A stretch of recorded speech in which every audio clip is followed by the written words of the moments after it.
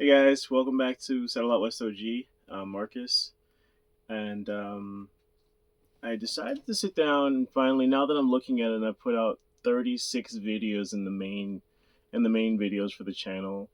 I wanted to sit down and actually do the Q&A that I talked about literally 18 videos ago. So 18 videos ago. So we're literally 18 videos past when I asked for the Q&A, and I've gotten some questions both online and offline that I wanted to go through.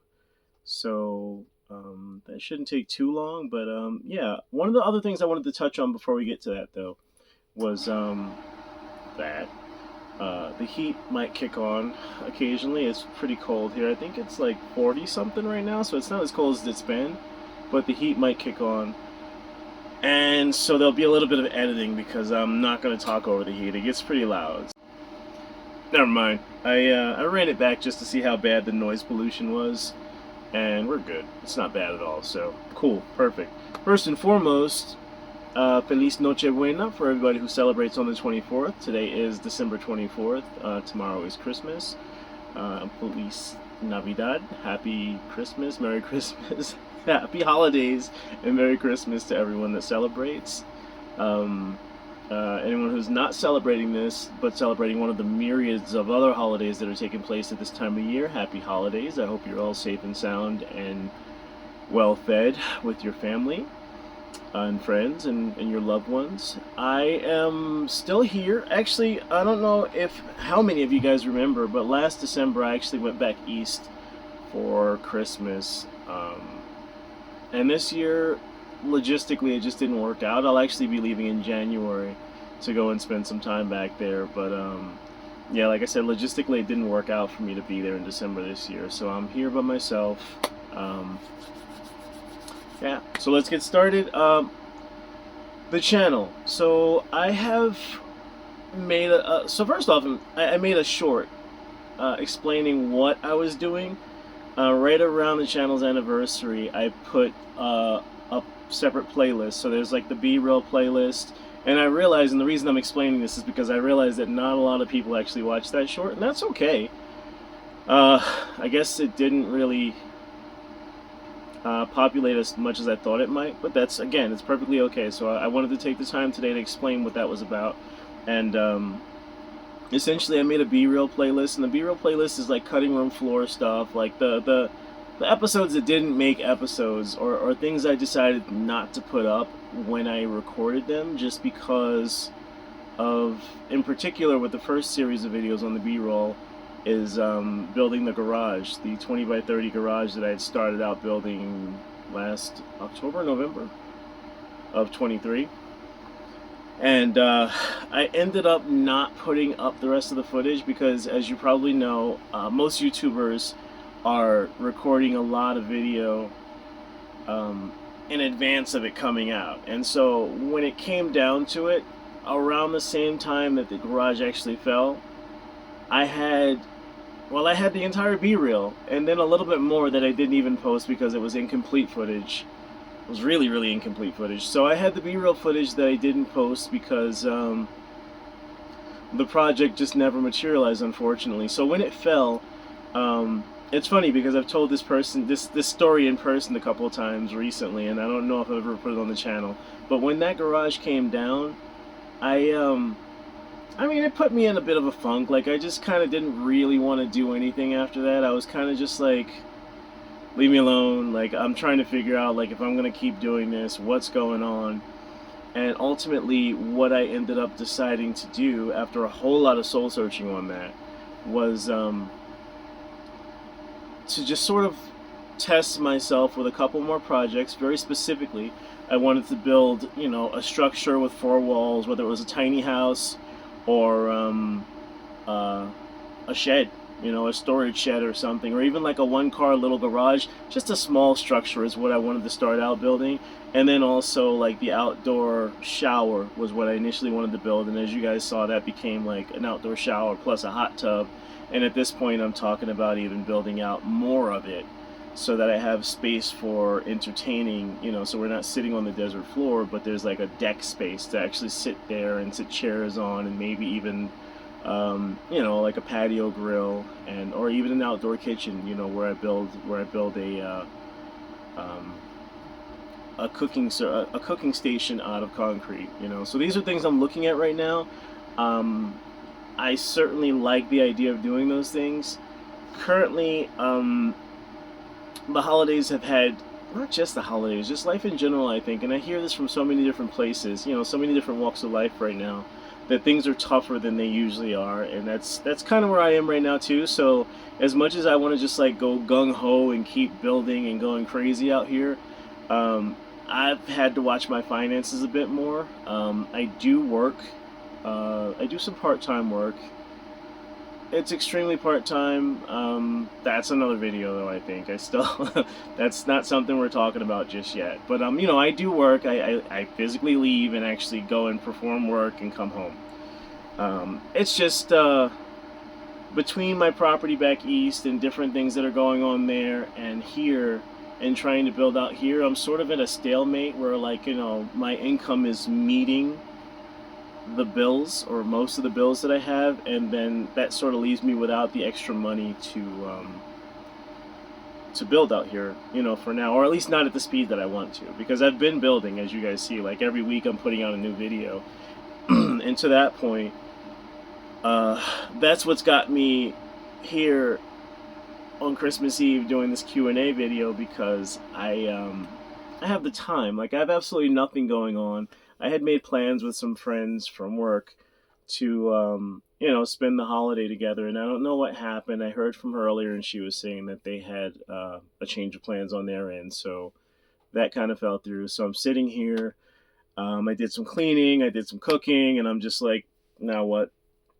And it's a great time to make a video. And I've also found that even as it's been cold out, it's been a great time to make a video most of the time. And so that's what has me so caught up and so ahead. Like I've had these videos coming out scheduled to drop once a week. By the way, if you could leave in the comments if there is a specific day that works best for you, I would prefer to drop them when I know you guys are watching. Some of them get traction, some of them don't. But like I said, if there's a day that works best for everybody, or for the majority of people, that'd be awesome to figure out exactly what the drop schedule is. Currently, it's Saturdays. It's Saturdays at midday. So like 12 p.m. on a Saturday Mountain Time is typically when my videos drop. That is just because it's the weekend. I figure people have more time on the weekend to watch these videos. And then also, it's the middle of the day. So no matter what time zone you're in, you know, it's going to drop in the middle of the day and be there for you to watch at some point in the day. You know, that was my thinking in that. But like I said, leave it in the comments if there's a time you think works better for you guys, and happy to oblige and make these videos come out at a better time for you.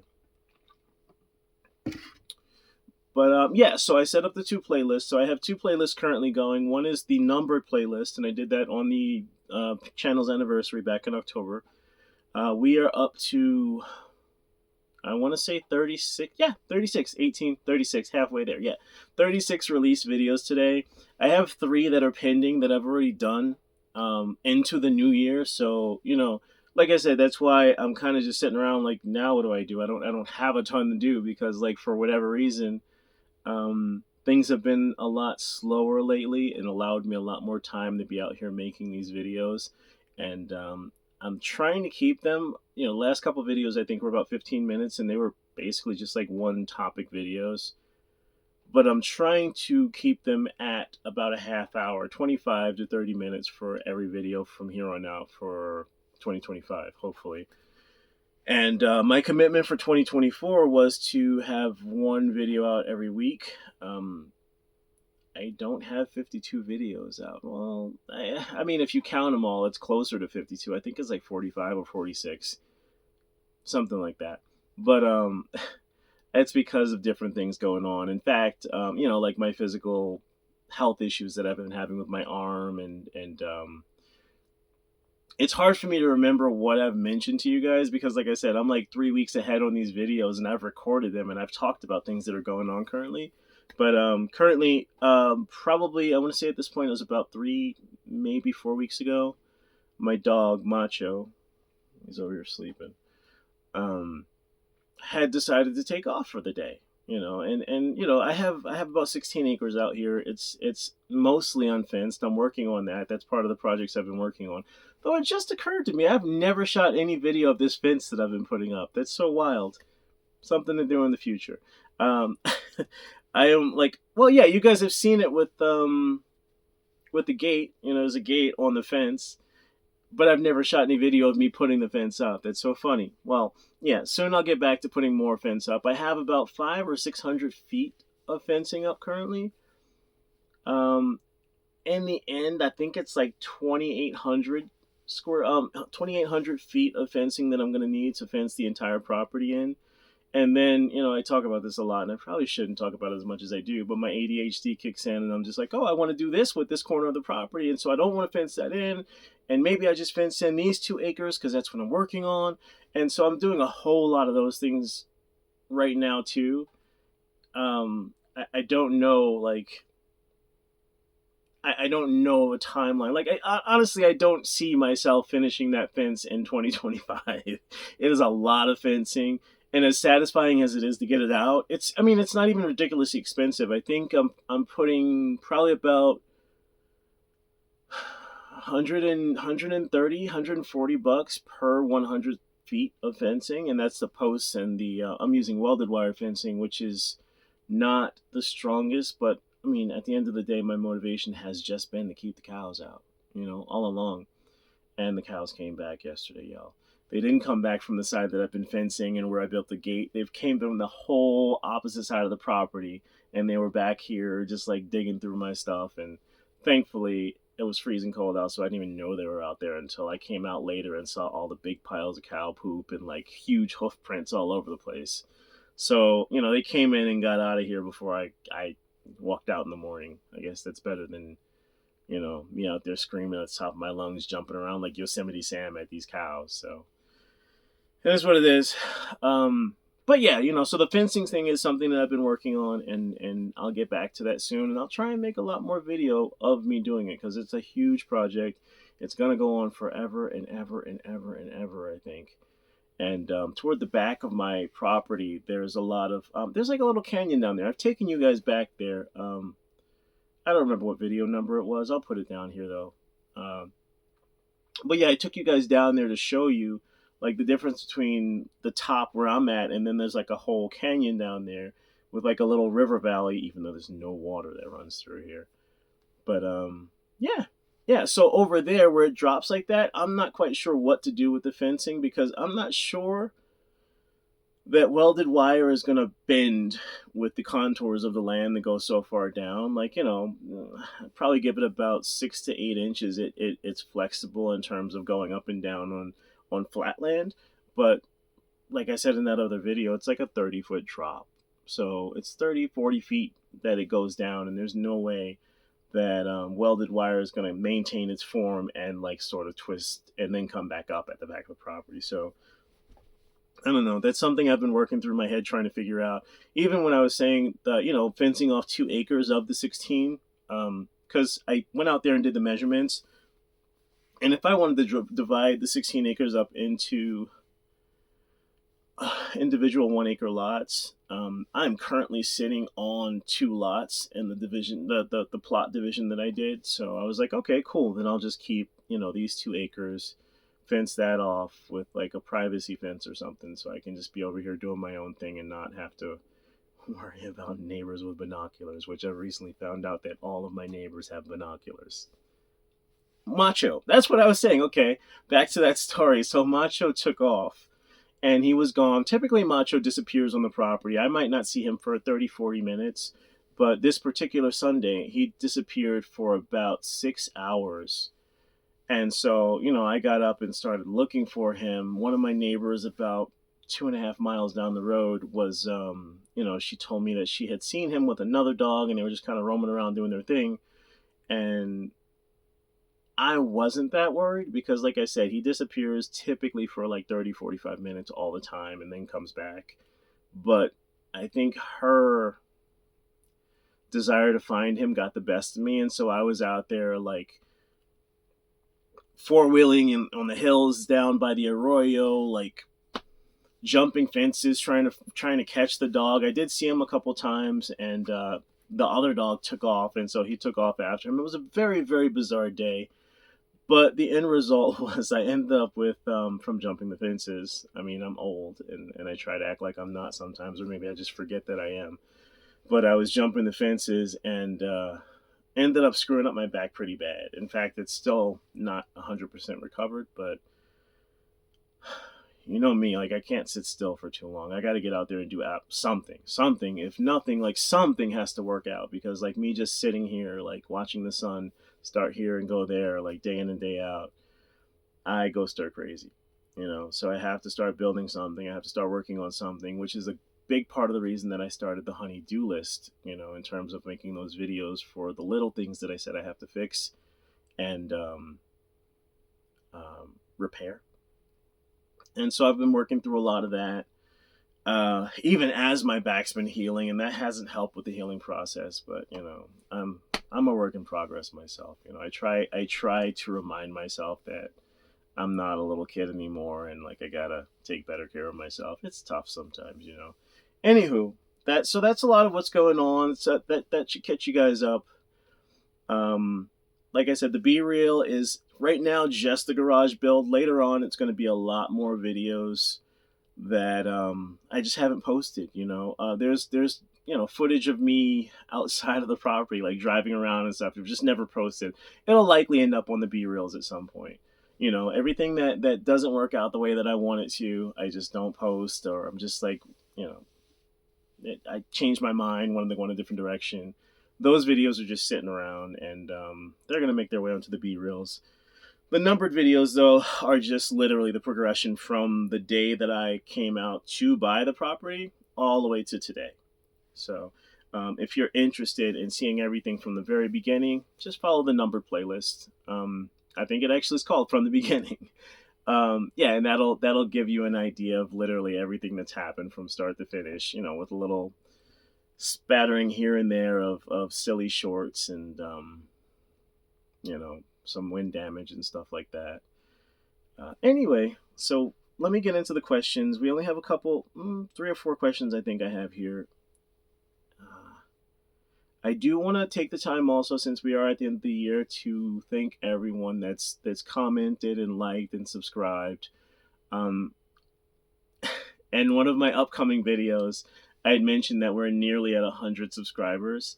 I feel like that's such a crazy low number, but also it's humbling to know that like there are almost 100 people out there that have subscribed to watch my channel and watch what I'm doing out here, as I figure it out myself. So I appreciate you guys so much for that.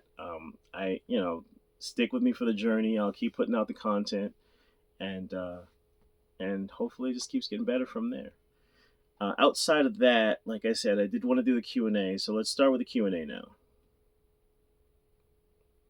Let's see. The first question is going to be from Duntel TV 992. You had asked why I chose New Mexico, and that's a great question, and I feel like that's one of those things that I talk about a lot off video recently too. So, I don't want this to be a super long video, so I'm going to try and be as short and to the point as possible.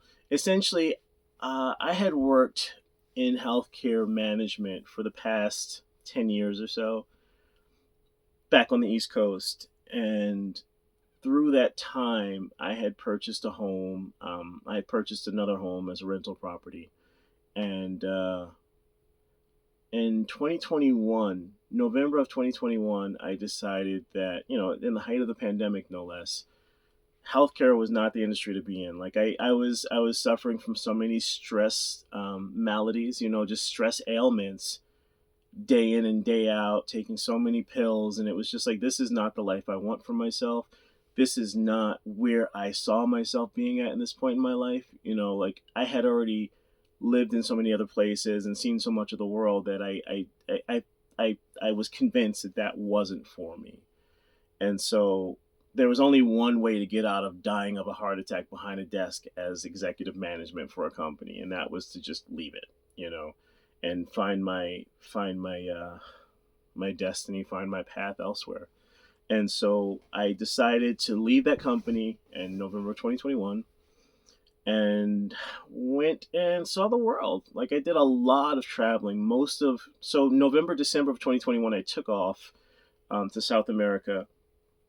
I stayed there for a few months. I've traveled Central America. I went out to Spain for a little while. Um, and I went to Mexico. You don't know this about me, but like I've lived in Mexico for 6 years at one point before even going out to live on the East Coast and do the medical thing. In fact, I was recruited from that job for that job while I was living in Mexico, and that's what dragged me way back up north. I'm originally from New York, so I left New York looking for warmer pastures everywhere, all the way down to Mexico, and everything was wonderful. And then like the money got me back, so like they offered enough money for me to go back up to not even to New York, but to New England, and so that's what I did. And I stayed there for 10 years, absolutely miserable, cold, colder than I'd ever been in my entire life. But making the best of it because it was the situation I was in until, like I said, the pandemic and the stress levels out the door. So I sold my home and looked at a map and said, okay, now you got to live somewhere. Where's it going to be? And as I asked myself that question, the answer essentially was, if I'm going to live anywhere in this country, it's probably going to be somewhere in the Southwest, because in all of my travels across this country, back and forth, up and down, everywhere, all over this country, I've been to every corner of the United States, contiguous United States anyway. Uh, the Southwest, California, Arizona, New Mexico, and Texas are the parts of the country that mostly just spoke to me. Like I just felt most at home there. Like most like this is, if I could live anywhere, this would be where it is. And so I was like, okay, so let me start looking for things out there. What do I want?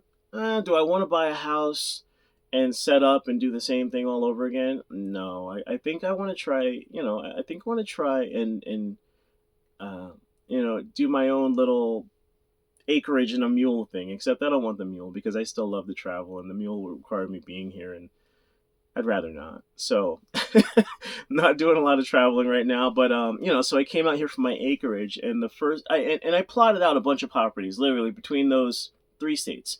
I did California. There were, I think it was 87 acres I was looking at in California. There was originally a property here in New Mexico that was 163 acres that it was in my price range. And so I initially came out here, with saucers for eyes, like wanting that because that's just amazing. I can afford it, and it's 163 acres and affordable. I'm there. And so, and then there was another property in Hudspeth County down by El Paso. Yeah, I guess 45 minutes east of El Paso that I was looking at also. And so, for a long time, like I said, I spent literally 10 years in New England saying, I hate this place, I hate this place, I got to get out of here. And when I left that job, I really didn't have anything holding me there. So, like I said, I spent the year traveling and trying to figure out what I wanted to do. And then I got back and I was just like, yeah, this just won't do. I just don't want to be here. I'm not working there, so I'm not obligated to be here anymore. Why am I here every day? That was just I think, the human condition, we get comfortable wherever we are. And so it was just easier for me to just stay and, do the wake ups every day and just figure out what life was offering than to just, get up, get off of all the things I'd accumulated all that time and go see the world. And so finally I came to a point in my trajectory where I was just like, it's time to see the world. So, like I said, I mapped it out, those properties I wanted to see. I put my house up for sale. I took off and did a road trip, to check out all those properties and see how everything was going, what they all looked like in person, if they were real or if it was just internet scams. And turns out the 163 acres, I had talked to that woman for a few months about buying that property, a couple months before making my trip out there. And in the course of that time, at no point did she ever say to me or clarify to me in any event that there was no road frontage. And it was you couldn't access the property. It was completely inaccessible because all of the property around those 163 acres was owned by other folks. And so I drove out here to New Mexico beelined it straight to that property, my first choice, and found that out, after I go down to the county office and I'm looking up the records, making sure there are no liens or encumbrances. Fun fact, I also used to be a realtor. So in the course of those 10 years, I actually became a realtor, and I did some work with Berkshire Hathaway and then Coldwell Banker also. And so getting into this, even though it's raw land purchases versus structural purchases, it wasn't that different in terms of the paperwork for the purchasing process. And so getting into it, I had at least that going for me. And so I went straight out to the town hall where that property was, and did the record searches for encumbrances and liens and found nothing. Then I went out to see it, and that's when I found out it was landlocked. And it just so happened that the guy who owns, I believe it's 40 acres in front of where that was, had some workers on the land when I went out there, and I talked to them, and they told me that he had just sold the land like a week ago. And so I go back to the town hall, and they're like, it'll be like 18 months before we can the new owner is listed. Like, we don't have that information to give you yet. It hasn't been filed. So that pretty much shattered my dreams of 163 acres in New Mexico. Like, that would have been super nice. But anyway, that didn't work out. And so I was off to my next one. I started down the road to California. The only drawback to the California land, it was near Bakersfield. California is expensive. California is unnecessarily expensive, and it was near an Air Force base. I've found that everything that I've looked at has been near some kind of military base. And when I say near, I mean like within 12 to 15 miles or so. So on the road to California, I was kind of like, I'm so disappointed in this. I would hate to get out to California and find that it's another situation like this. It's California. Like, it's more, the land was more expensive, the taxes were more expensive, and I decided that, I turned around, just made a U-turn. The third choice on my list was this spot that I'm at now. And this one was accessible. I had researched the crap out of it online, so I knew it intimately. The only drawback was it wasn't nearly the bang for my buck that I wanted to get. So my eyes are going from 163 acres down to 16 acres, and I'm like, I'd rather, even the 87 in California. But the idea of driving out to California for the same disappointment, I was just like, no, I'll stick it out here and I'll do this. And then the final thing for that, like I said, Texas, Hudspeth County was the other one I was looking at. The taxes were so ridiculously low here. If I bought my land outright without payments or anything, which I did, really, I mean, if I worked for $1 a day for the year, I could pay my taxes for a decade almost. Like, that's how low the taxes are here. And so that was kind of what influenced the decision for me, both because I was already here. It's about an hour from Albuquerque, so like, I lived in New England, roughly about 45 minutes from Boston, the center of Boston, and so I was very used to being an hour outside of the city anyway. So it felt like it was at least transitional for me to just do this and stick with this and see how it goes from here. And then my thing was also, like, worst case scenario, if we get all the caps melting and everything that they're talking about, like, I'll have waterfront property before I know it. Like, there's nothing more secure than buying land in the desert at this point, especially on the plateau. So, that's what I did. That is why I came to this decision, literally from start to finish, the entire thought process. Yeah. So the first video, like I said, in From the Beginning playlist, is literally me out here for a couple of minutes, just like looking over the land, seeing where the borders are, how close people are to me, because those were important factors too. I didn't really want anybody close to me. They're a little closer than I like here, but like, still not like throwing a rock close, not by a lot. My nearest neighbor, I think, is about 7 acres from me. Oh no, that's not true. There's like this cluster of little trailers or whatever. There's a guy that owns that I never see. Like, I've been here for a year and 2 months, 3 months, and I've seen him twice in that time. He just comes and goes, like in the matter of 15 minutes is the most he spends on that property. So I don't even consider him a neighbor. He's just never there. Like, his stuff is there, I just never see him. But like, after him, the closest neighbor is like 7 or 8 acres away from me. So, all right. So yeah, that's why this place in particular, and why New Mexico. New Mexico, I've always liked driving through, even stopping in the city of Albuquerque. You know, I've somehow found some good food years ago. I don't know what happened. It's not here anymore, but I've always liked it. I've always loved the landscape of New Mexico. I love the indigenous, the tribal aspect of New Mexico, and even New Mexican government and everything. It just feels right, you know, if that makes sense. I wish I could make better sense of it, but it just feels right. I feel a lot more at peace here than I would in California. I've lived in California. It's a rat race. It's kind of what I was looking to get away from. So, um, probably gonna have to cut this down because we're already at like 30 some odd minutes. So, and I've only done one question in the Q&A. So, next question. How long did the process take for purchasing? And that's from the road less traveled.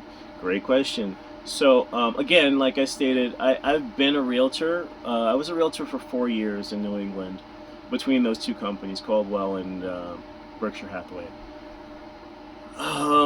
And so when it came to a lot of the process, like there are some things that I know pretty well about real estate transactions. I did not use a title company because I did a lot of research on the company that was selling the land to me, and it was a company. It wasn't a personal seller. It was literally a corporate seller. It was selling this land to me, and everything seemed like it was very much on the up and up. And so we went through the process. It did require a little bit of a leap of faith on my part, seeing as I hadn't. The company's located in Vegas, which is, you know, business protections and everything. It's kind of a red flag when you're doing business with companies specifically located in Delaware or Vegas or Nevada. Sorry, Delaware or Nevada, because those are businesses stationed in those places very specifically in most cases for the business protections. And so, you got to take that with a grain of salt. Maybe they're gonna look to take advantage of you in some way. Maybe they won't. But not having met them,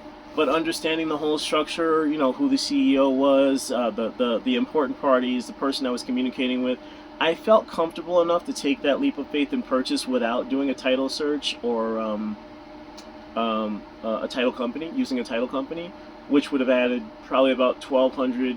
I think it was exactly $1,200 to the transaction process, and I went without that. So the time for it literally, and this is the craziest thing, like they accepted credit cards. Like I paid tens of thousands of dollars for this land, and they said, oh, we can take a credit card. Most places, because credit cards charge a percentage for transactions, would not do that.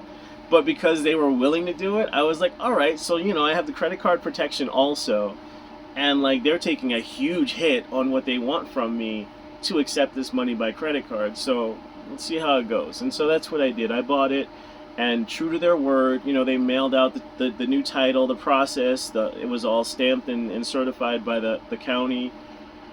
And then 3 weeks later, I got my new title with my company name on it. I did my purchase through a company. It just made the most sense for me at that time, and I think it still does make a lot of sense. So the land is not in my name; it's in a company name. But yeah, the transaction was very smooth. They were very nice and helpful. They sent me a billion maps, all the history they had on the property, and yeah, like I said, in terms of it, the acquisition, the transition, that was very smooth. I went down last year and paid my taxes to the county, and got a lot more information from them here also. And I also did the due diligence in terms of like liens and encumbrances at the county office when I first got here also. That wasn't just the first property. I was planning on doing it every one. I did it at this one. Everything seemed on the up and up, so I bought it. It was really quick. It was very, very quick. Like from the time that I said, okay, I want this property, it took them probably like 20 minutes to put a contract together, a purchase and sales agreement. And we signed that. I ran my credit card. They said, congratulations, you can literally go there now. It's still in our name, but it'll be in your name in 3 weeks. And boom, that was it. Everything worked out exactly the way they said it would.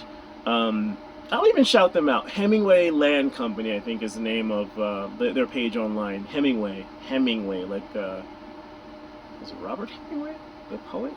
I think, I don't know. Hemingway is the name of the company that I bought it from. My dealings with them were phenomenal. So, and like I said, it was smooth and straight to the point. You know, they were even gracious about the fact that I did trust them to do this without a title company, because obviously, for large sums of money like that, most people would want to work with a title company. Like I said, being a realtor though, I was comfortable with the ins and outs of the process. I've worked with enough title companies. I don't devalue what they do, but I also saw that in this particular easy, like, two-party transaction, there's no mortgage company, there's no bank, there's no list of inspections and bureaucracy that they have to go through. We got it done super fast. In the course of a day, I went from checking out the property, communicating to them that I wanted to purchase it, and purchasing it. So, yeah, that was the entire process. Like I said, from there, though, the paperwork actually comes through regular postal mail, and that just takes the time that it does with regular postal mail. Thankfully, they didn't lose anything, and so I did get it 3 weeks later. All right, next question. Okay, Rivaled asked, have you thought about getting container buildings for storage and wind blocking? I did. I did. In fact, like I was just talking about the canyon down there, what I would love to do is get some containers and actually build into the sidewall of the back of the property. Um, that's just a lot more involved than anything I'm doing up here on the surface right now, though. So, in terms of getting them for wind blockage, I come from a family of hoarders, and I really don't like the idea of having a bunch of stuff around that I'm not like fully using.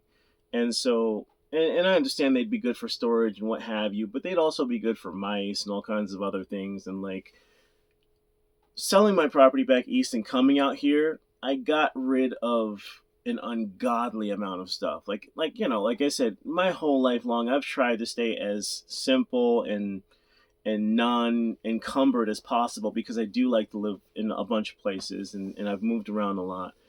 And after 10 years in New England, I felt like an 80-year-old grandma that had like her entire life, or his grandpa who had his entire life, like in the basement and the attic and all these. Like, I had a 4-bedroom house, and I had a roommate that I rented out to just because I lived there by myself for so long. And getting rid of all the stuff that I'd accumulated all the time was just like ridiculous. So that being said, coming out here, I didn't really want to get containers and start storing, because again, you start getting rodents places to live, and then all the stuff that you're storing gets ruined, and then what was it all for? So I didn't do any of that. I do like the idea for wind blockage, but again, like, the clutter was a deterrent for me, so I just roughed it. And I think at this point, I've done a good job of windproofing most things out here, and it was a lot of trial and error to get there. But at this point, most things are windproofed. So I probably won't be doing storage containers for storage. But like I said, when the funding allows, I will do my dig and like set up. I hate the term bunker, but an underground bunker. And we're at about 40 minutes now. I'm going to do one more question, and then we got to wrap this up, because, like I said, I didn't want to be a super long video. I apologize that it is. And hopefully, this is good information for you guys that might have been curious about these things. If you have more questions, feel free to leave them in the comments. I'll try and answer some of the shorter ones if I can right there. If not, I'll save the other ones for the next Q&A video we do. So, last one, Serenity Off Grid. Do you have an email for reaching you? My email is going to be sooffgrid@gmail.com. I'm going to put that on the screen here also. Sooffgrid, settled out west, so it's SOW, off-grid. And that's what the OG stands for also, in case you weren't aware. Settled out west, OG is off-grid. So it's sooffgrid@gmail.com. I kind of wish that I had started out this channel with that name, because it's shorter. It's shorter in terms of searching for it and all that stuff. But I'm good with the name of the channel. It is what it is. I've established this many videos and this many subscribers, this much time under this name. And so I wouldn't think to change it at this point, but that is still the email, sooffgrid, SOWOFFGRID@gmail.com. And that is all the questions we have time for today. Thank you guys for tuning in. I appreciate you taking your time out of your Christmas Eve to watch this, or on the week after. I hope everyone, like I said, is having a lot of good food, good fun with family and friends and loved ones, and enjoying this holiday season. Um, I still have a video coming out on Saturday. Leave me a comment if you guys want. I can change those dates to a date that makes a lot more sense. Like I said, I'm impartial. They can come out any day. I'm just putting the content together and pumping these out and trying to build myself a buffer so that when things like my back happen or like my arm, remember, in fact, I've got this one. I've got like arnica that I'm putting on it because like it's been crazy. Arnica, it's been crazy over the past week or so. It's back to where it was, where I couldn't build anything, I couldn't do anything without this, without some kind of treatment. But I have another appointment coming up where I'm going to go and see the orthopedist and see what the next steps are on this. Hopefully, it's nothing crazy.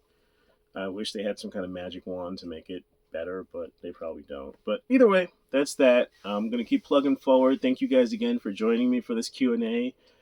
And I hope you have a Merry Christmas, Happy Holidays, and if we don't have a video in between, a Happy New Year. Bye, everybody. Take care.